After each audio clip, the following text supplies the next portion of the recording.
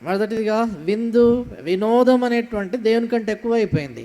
రెండోదిగా సుఖభోగాలు పాపభోగాలు దేవుని కంటే ఎక్కువ అయిపోయాయి. మూడోదిగా స్నేహితులు దేవుని కంటే ఎక్కువ అయిపోయారు. అందుచేత ఈ తప్పిపోయిన కుమారుడు వారసత్వాన్ని నష్టపోయాడు. ఇది నాన్న entertainment became more than God. వినోదం అనేది దేవుని కంటే ఎక్కువ అయిపోలేదా? డాక్టర్ బిల్లీ గ్రహాం అనే గొప్ప దైవజనుడు, అమెరికాలో బక్సింగర్ లాంటి వాడు, చాలా గొప్ప దైవజనుడు ఇలాగన్నాడు. ఆయన ఏం చెప్పాడంటే, there is no other generation is so mad about entertainment than this generation అన్నాడు. దాని అర్థం ఏంటంటే, మునుపున్నటువంటి తరాల్లో ఏ తరం కూడా మన తరం అంతా వినోదము, మనోరంజనం ఇలాంటి కార్యక్రమాల కొరకై ఆరాటపడేటువంటి తరము మరొకటి లేదు. అంచేత ఈ దినాల్లో మనం గమనిస్తాం కదా, ఎక్కడ చూసినా విందు వినోదాలు, దేవుని మందిరము, దేవుని ఇల్లు, పాటలు, దేవుని వాక్యం కంటే ఎక్కువగా దేవుని ప్రజలకి వినోదాలు ఎక్కువైపోయాయి. దేవుని సంఘాల్లో కూడా వినోదాలే ఎక్కువైపోయాయి. అందుకే మనకు ప్రతిదీ కొత్తది కావాలా, ప్రతిదీ పాతది ఇష్టం లేదు. విందు కొత్తది కనబడాలా, వినోదము, ఎంటర్టైన్మెంట్ అంటే ఎక్కువ ఇష్టం. అందుకే కొత్త సినిమా, పాత సినిమా చూడ, కొత్త సినిమా కావాలా, కొత్త సీరియల్, కొత్త మొబైల్, కొత్త యాప్, ప్రతిదీ కొత్తది మనకు కావాలా, పాతవి ఇష్టం లేదు. ఎంచేత వినోదం, ఇవే మనకి ఇష్టం. ఫ్యూచర్ ఆఫ్ ద వరల్డ్, లోక భవిష్యత్ అనే ఒక పుస్తకం ఒక ఆయన రాశాడు. అందులో ఏం చెప్పాడంటే, ఇది నాన్న ప్రపంచానికి ఉన్నటువంటి మొట్టమొదటి శత్రువు ఏంటంటే బోర్డమ్ అంటారు. బోర్డమ్ అంటే బోర్ వచ్చేస్తుందండి, పాత సీరియల్ ఎన్ని రోజులు చూస్తామండి, పాత సినిమా ఎన్ని రోజులు చూస్తామండి, ఆ పాత మొబైల్ ఎన్ని రోజులు వాడతామండి, పాత యాప్ ఎన్ని రోజులు వాడతామండి, పాతవి కొత్తవే కావాలి అందరికీ.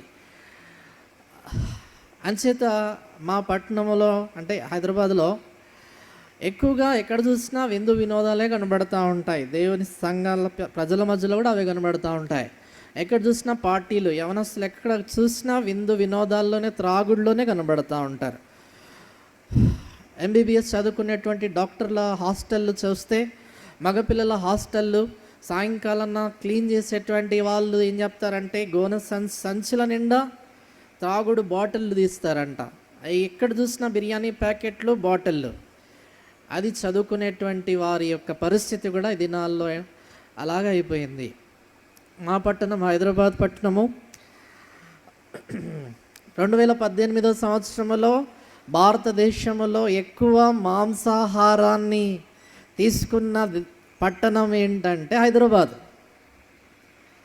2018 సంవత్సరంలో ఎక్కువగా మాంసము అమ్ముడుపోయినటువంటి పట్టణం ఏంటంటే హైదరాబాద్ పట్టణం. ఢిల్లీ రాజధాని పట్టణం, బాంబే అంత పెద్ద పట్టణం, ఆ పట్టణాలన్నిటినీ మించిన పట్టణము హైదరాబాద్ పట్టణం. ఎక్కువగా బిర్యానీ, మాంసం వీటన్నిటిలో మునిగిపోయాయి. తర్వాత అక్కడ ఉన్నటువంటి వాళ్ళు ఎక్కువగా తాగుడు ఎక్కడ అమ్ముడుపోయిందంటే మా ప్రాంతమే. ఆ దినాల్లో ఆడవాళ్ళకి కానీ అమ్మాయిలకు కానీ ఎవరికైనా టమాటో తీసుకురానేవాళ్ళు. ఇది నాన్న జొమాటో అంటున్నారు. టమాటో తరం పోయి ఈరోజు జొమాటో తరం అయింది. జొమాటో అంటే మీకు తెలుసు అనుకుంటాను కొంతమందికి. హైదరాబాద్లో ఏదైనా కూరగాయలు లేకపోతే అలాంటివి ఏమైనా కావటానికి, కూరగాయలు కాదనుకోండి, ఏదైనా బిర్యానీయో తినడానికి ఏదైనా కావటానికి మొబైల్లో ఉన్నటువంటి దాన్ని నొక్కి వాళ్ళు పెడితే వాళ్ళు ఇంటికి తెచ్చిస్తారు.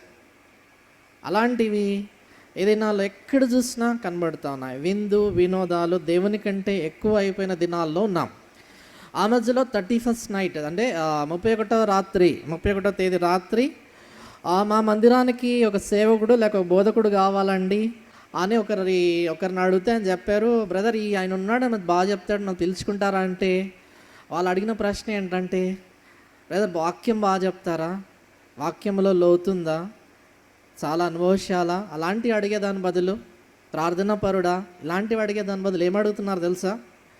బ్రదర్ బాగా ఎంటర్టైన్ చేస్తాడా,